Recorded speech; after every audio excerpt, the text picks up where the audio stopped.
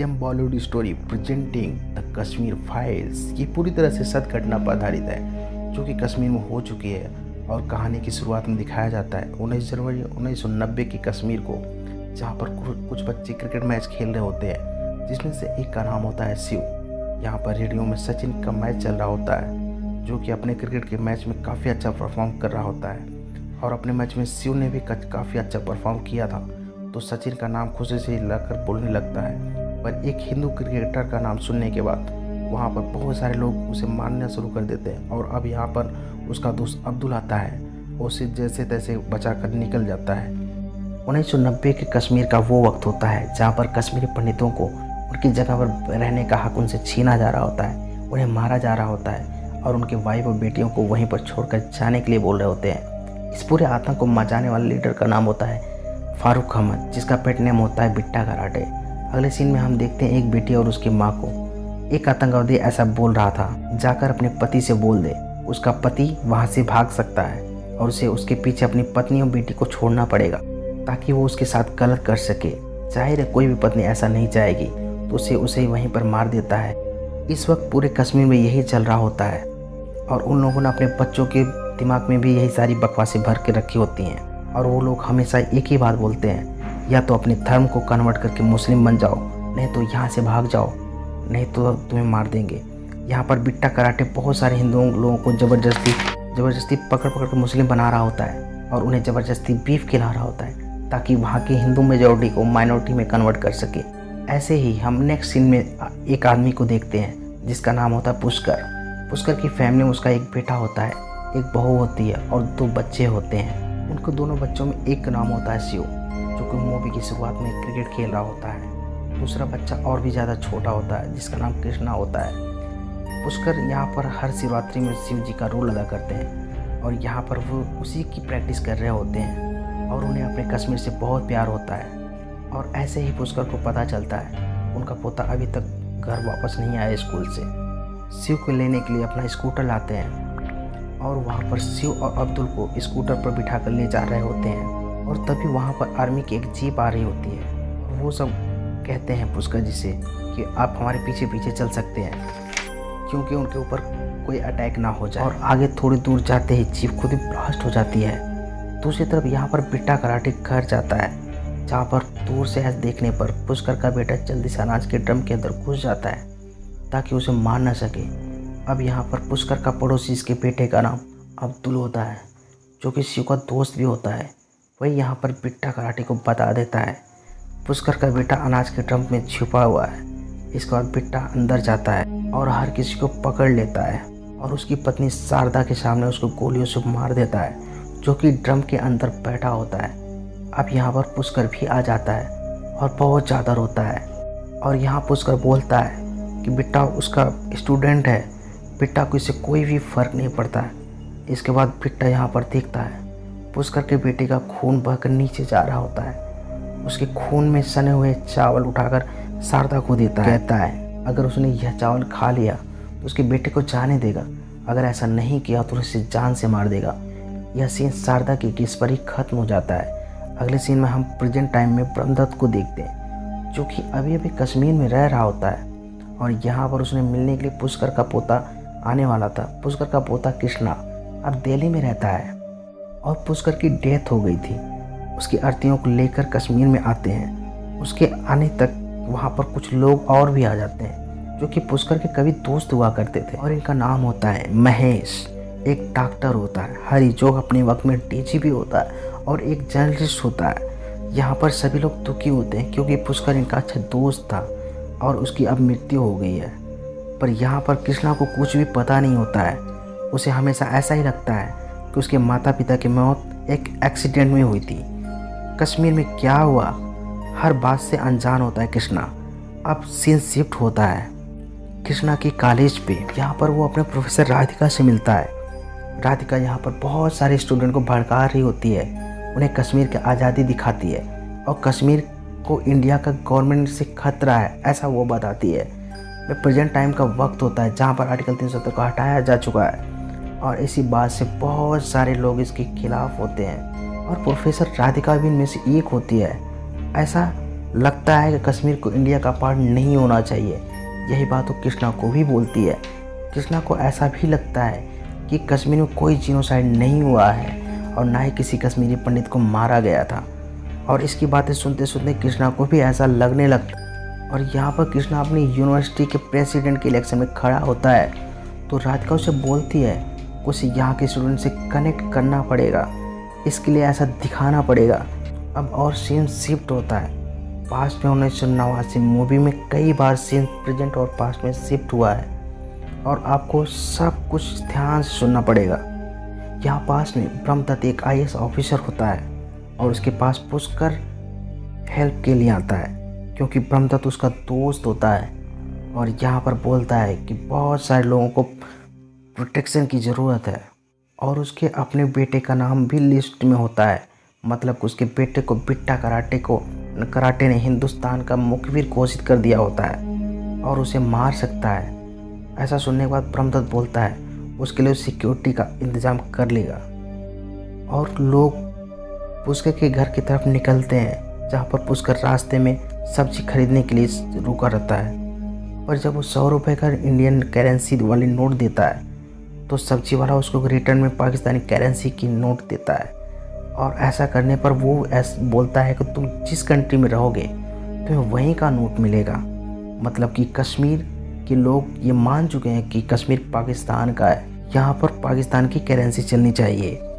और ये देखने के बाद ब्रह्मदत्त उसे तुरंत पकड़ा कर जेल में डाल देता है और वो लोग वहाँ से आगे निकल जाते हैं। नेक्स्ट सीन में ऐसे ही ब्रह्मदत्त कहीं जा रहा होता है, देखता है बहुत सारी मुस्लिम औरतें हिंदू औरतों के खाने का सामान बाहर फेंक रही होती हैं। ब्रह्मदत्त वहाँ पर भी कुछ नहीं कर पाता है। इस सब के लिए ब्रह्मदत्त PM से बात करने की कोशिश भी की पर यहाँ पर PM ऐसे बोलते हैं कश्मीर के CM के साथ उनकी बहुत अच्छी दोस्ती है, इसलिए अगर कश्मीरी पंडितों के लिए कुछ भी करते हैं तो उसकी फ्रेंडशिप ख़राब हो सकती है। और अब नेक्स्ट सीन में देखते हैं कुछ एयरफोर्स के ऑफिसर खड़े होते हैं जो कि ब्रह्मदत्त के घर के पास में ही होते हैं। तभी वहाँ पर अचानक से कुछ ऐसे ही बिट्टा कराटे के लोग आ जाते हैं जो उन्हें शूट करके मार देते हैं। और पास में खड़े पुलिस ऑफिसर भी कुछ नहीं करते क्योंकि वहाँ पर बहुत सारे पुलिस ऑफिसर भी इसी तरह से उन लोगों के साथ मिले हुए होते हैं जो कि वहाँ पर हिंदुओं को मार रहे होते हैं। आगे सीन में दिखाया जाता है ब्रह्मदत्त यहाँ पर CM से बात करने के लिए जाता है और यहाँ पर CM खुद ही उसे जिम्मेदार ठहराने लगता है और कहता है IAS ऑफिसर और यहाँ पर शांति व्यवस्था देखना तुम्हारा काम है। वो उसे समझाने की कोशिश ना करे और ब्रह्मदत्त कोई भी ऑर्डर पास करवाता है तो CM के लिए उन लोग खुद ही रुकवा देते हैं और CM की पार्टी ही खुद फंड कर रही होती है उन लोगों को। और हम सामने देखते हैं तो वहाँ बिट्टा कराटे खड़ा होता है। मतलब साफ था खुद CM बिट्टा कराटे के साथ मिला हुआ है और यहाँ से ब्रह्मदत्त चाहते हुए कुछ नहीं कर सकता है क्योंकि पूरी पॉलिटिक्स ही उसके साथ मिली हुई है। और अब आगे सीन शिफ्ट होता है जहाँ पर घर पर सभी लोग साथ में बैठे हुए होते हैं। तभी वहाँ पर ब्रह्मदत्त की वाइफ कृष्णा को उसके मम्मी पापा की फ़ोटो दिखाती है कि अभी तक कृष्णा ने अपने माँ बाप की फ़ोटो भी नहीं देखी होती है क्योंकि जिस वक्त वे लोग वहाँ से भागे उतना वक्त नहीं होता है वो लोग अपने साथ कुछ भी सामान ले जा सके। अब यहाँ पर ब्रह्मदत्त के बारे में जो कुछ बोलता है तभी वहाँ पर कृष्णा बोलता है कि कोई वहाँ पर सुसाइड नहीं हुआ है, ये सब कुछ एक डर्टी पॉलिटिक्स थी। पर कृष्णा का पूरी तरह ब्रेन वॉश हुआ होता है इसलिए वह ऐसी बातें बोल रहा होता है।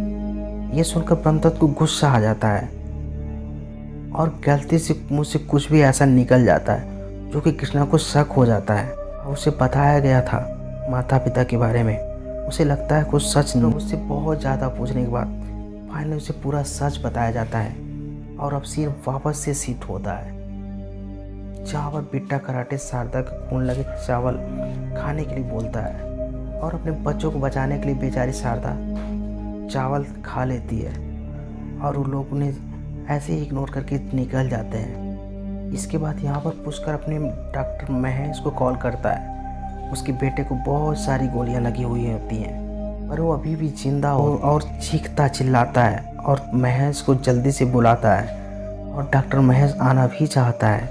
तभी वहाँ पर हॉस्पिटल में एक टेररिस्ट आ जाता है जिसके दोस्त को गोली लगी हुई होती है। उसका ब्लड ग्रुप O नेगेटिव होता है। यहाँ पर किसी का भी ब्लड ग्रुप मैच नहीं होता है, तब वो ज़बरदस्ती पेशेंट का खून निकालने लगता है। एक बोतल निकालने के बाद भी वो जानबूझकर ज़्यादा खून निकाल रहा होता है और वो पेशेंट वहीं पर मर रहा होता है। ये खून भी बोतल से निकलकर ज़मीन पर गिरकर वेस्ट हो रहा होता है और इस तरह से उस पेशेंट बेचारे की मौत हो जाती है और महज भी पुष्कर के पास नहीं पहुंच पाता है और यहाँ पर पुष्कर के बेटे की भी मृत्यु हो जाती है और वो ये बात कॉल करके ब्रह्मदत्त को बोलता है और साथ में यह भी बोल रहा होता है कि पूरा इंडिया में ऐसा ही हो रहा है और कहता है याद रखना ब्रह्मदत्त उन्हीं लोगों में से एक होगा जिनकी वजह से ऐसा हो रहा है। ये सब सुनकर पता चलने के बाद डीजीपी हरि तुरंत वहाँ पुष्कर के घर पे तरफ चले आते हैं। पुलिस वाले भी बिट्टा कराटे के ही साइड में बोलते हैं। उन लोगों को शूट भी नहीं किया होता है। डीजी को भी अभी पता चलता है ये फैमिली के साथ निकल चुका होता है और एक आदमी के घर लेकर जाता है जो कि ऐसे लोगों की हेल्प करता है और वहाँ पर ऐसे ही दूसरे बहुत सारे लोग भी होते हैं और यहाँ पर वो आदमी इन सभी को समझाता है और फिर लोग बहुत धीमी आवाज़ में भारत माता की जय बोलते हैं क्योंकि वहाँ पर ऐसा जोर से बोल भी नहीं सकते थे वरना इसके लिए भी उन्हें मार दिया जाता। तभी वहाँ पर घर के सामने कुछ लोग टेररिस्ट आते हैं, कहते हैं कि हमारे साथ चलना होगा, यहाँ पर आप रुक नहीं सकते। उस आदमी को अच्छे से पता होता है उसका अंत तबाह हो चुका है और उन टेररिस्ट को कुछ भी नहीं बताता है। उसके घर में बहुत सारे रिफ्यूजी यहाँ से अपने बेटे के साथ निकल जाता है। अगला सीन शिफ्ट होता है।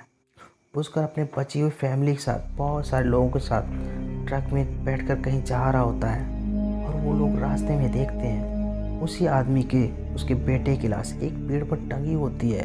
और अब सीन शिफ्ट होता है रिफ्यूजी के कैंप जहाँ पर पुष्कर की आईसाइट वीक हो गई थी और जल्दी ही अंधा हो सकता था, पर जो डॉक्टर होता है उससे महज लेंस लगवाने के लिए बोलता है और पुष्कर के पेंशन से इतने पैसे नहीं होते हैं इसलिए वो सस्ता लेंस लगवाने की बात करता है। और वो लोग छोटे से गंदे से कैंप में रह रहे होते हैं जहाँ पर उनके पास ना ही खाने के लिए ना पीने के लिए होता है और इसलिए पुष्कर एक ही दिन का खाना खाता। सारे कैंप में वही लोग होते हैं जिनका कभी कश्मीर में घर हुआ करता था, फिर उन्होंने अपने ही घर से भगा दिया गया होता है। वहाँ पर सभी लोग इसी आस में बैठे होते हैं कि एक दिन उन्हें कश्मीर जाने का मौका मिलेगा। ऐसे यहाँ पर ब्रह्मदत्त आता है जो कि आईएएस ऑफिसर से प्रमोट होकर होम मिनिस्टर के एडवाइज़र बन गया होता है और यहाँ पर होम मिनिस्टर भी आता है और यहाँ पर ब्रह्मदत्त उन्हें बोलता है कि यहाँ पर बहुत सारे लोगों की डेथ हो रही है और बहुत सारी बीमारियाँ भी फैल रही होती हैं। और इस बात को होम मिनिस्टर बोलता है लोग पहाड़ पर रहने वाले हैं, गर्मी में आ गए इसलिए बीमारियां फैली हैं और इसलिए इनकी डेथ भी हो रही है। और इस तरह से यहाँ के पॉलिटिशियन अपना अपना पल्ला झाड़ रहे होते हैं और होम मिनिस्टर सभी रिफ्यूजियों के सामने जाता है और यहाँ पर रिफ्यूजी अपने अपने प्रॉब्लम बता रहे होते हैं। फिर वहाँ पर पुष्कर आता है, उसने अपने हाथ में एक बोर्ड लिया होता है जिस पर लिखा होता है आर्टिकल 370 को हटाया जाना चाहिए। अब पुष्कर की आंखें भी लगभग ख़राब हो गई थी और मेंटली भी काफ़ी परेशान हो गया होता है, इसीलिए ब्रह्मदत्त को पहचान नहीं पाता पर वो बार बार आर्टिकल 370 के हटाने की बात करता है। ब्रह्मदत्त पुष्कर की फैमिली से मिलता है और वो पुष्कर की फैमिली से कहता है यहीं पास में उन्हें घर दिला सकता है और एक जॉब भी दिलवा सकता है और पुष्कर की फैमिली मान भी जाती है।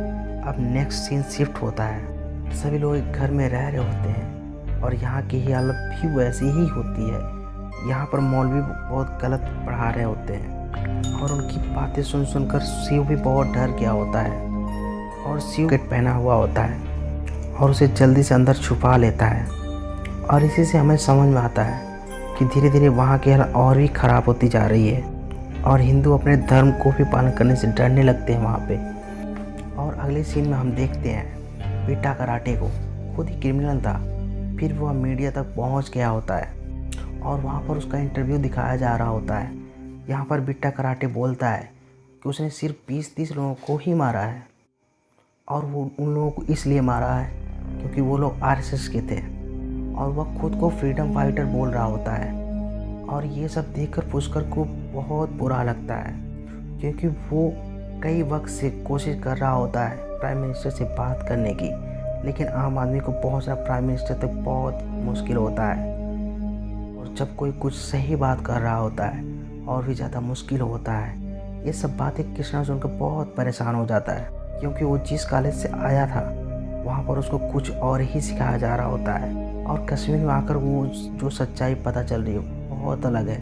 और ये सब सोचते हुए उसको याद आता है उससे मरते वक्त पुष्कर ने क्या कहा था, उसकी अस्थियों को ले जाकर कश्मीर वाले घर में उसे बिखेर देना, क्योंकि उसका एक ही सपना होता है एक दिन वापस अपने कश्मीर घर जा सके, जो कि उसके मरते मरते पूरा नहीं हो पाता है।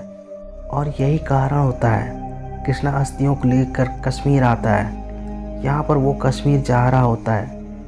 ये बात प्रोफेसर राधिका को जाकर वो बताता है और उसे कहती है वो जो कुछ भी कश्मीर में दिखे वो उसे रिकॉर्ड करे, और कश्मीर में लोग क्या क्या बोलते हैं। साथ ही बिट्टा कराटे से मिलने के लिए एक नंबर भी देती है। मतलब वो खुद भी बिट्टा कराटे की तरह ही है तथा खुद भी उसी की साइड है, इसलिए प्रोफेसर होते हुए यहाँ के बच्चों को प्रभावित करती है। यहाँ कृष्णा तथा पुष्कर के दोस्त अपने पुराने घर में जाते हैं, जहाँ पर शिव के मंदिर से शिव जी को हटा दिया गया होता है। वहाँ पर वही झंडा लगा दिया गया होता है जो 19 जनवरी 1990 को आतंकवादी लगाए थे। अब यहाँ पर वो लोग झंडे को हटा देते हैं। तब कृष्णा यहाँ पर पुष्कर कश्तियों को बिखेर देता है, और फाइनली पुष्कर मृत्यु के बाद अपने घर कश्मीर पहुँच चुका होता है। इसके बाद ये लोग यहाँ से निकल जाते हैं। कृष्णा जाता है बिट्टा कराटे से मिलने। यहाँ पर जिस बोट से बैठा होता है, बोट चलाने वाले का नाम अब्दुल होता है। अब्दुल वही शिव का मित्र। यहाँ पर अब्दुल बोलता है फ़ोन में रिकॉर्ड करे, और अब्दुल बोलता है कि वह कभी भी कश्मीरी पंडितों के खिलाफ नहीं था। कश्मीर में उसके पिता कश्मीरी पंडितों के दोस्त थे। उसके पड़ोसी कश्मीरी पंडित जिनका बेटा शिव उनका भी दोस्त था। जब वो लोग भाग रहे होते हैं उसके पिता ने बहुत मदद की होती है, जो कि बिल्कुल झूठ होता है। ये बात हमको पता है क्योंकि बिट्टा कराटे अब्दुल के पिता ने बताया का बेटा अनाज के ड्रम में छिपा हुआ है, वो तो उसका हेल्प नहीं करता। यहाँ पर हमें यही समझ में आता है उस वक्त अब्दुल छोटा था, हो सकता है उसे पूरा सच उसे ना पता हो।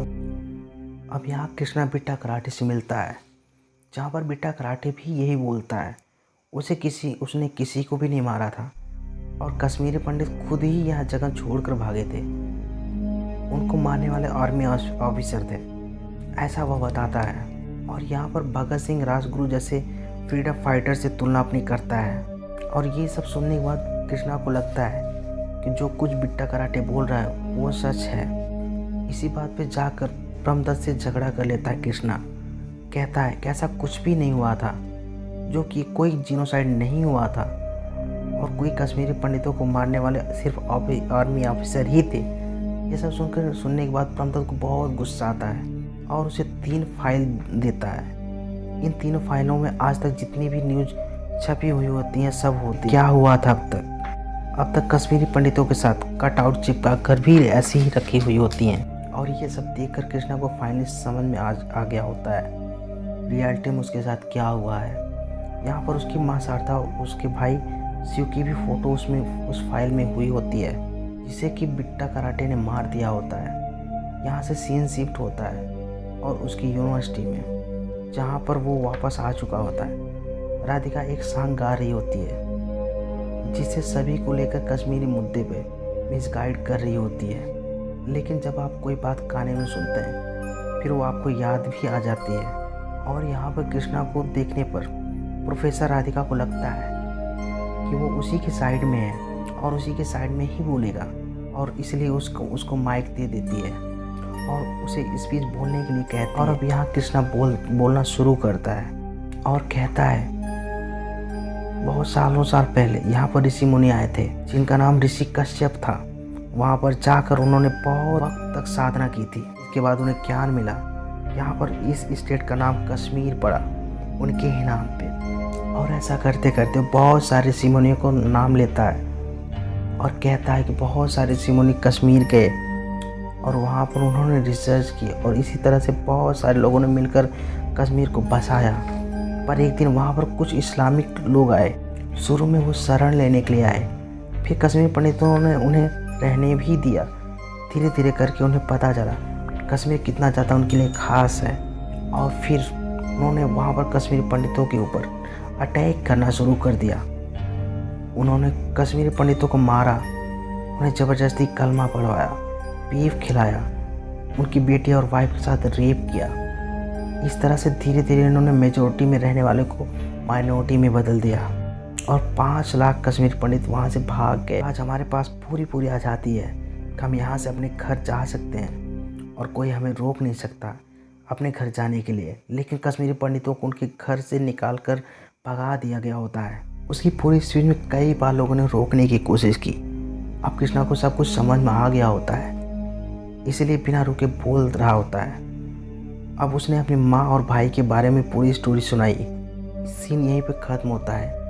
आगे के सीन में हम देखते हैं जहाँ पर पुष्कर अपनी बची हुई फैमिली के साथ रह रहा होता है। एक दिन वहाँ पर पिट्टा कराटे आता है और यहाँ पर आर्मी की ड्रेस पहन कर आता है।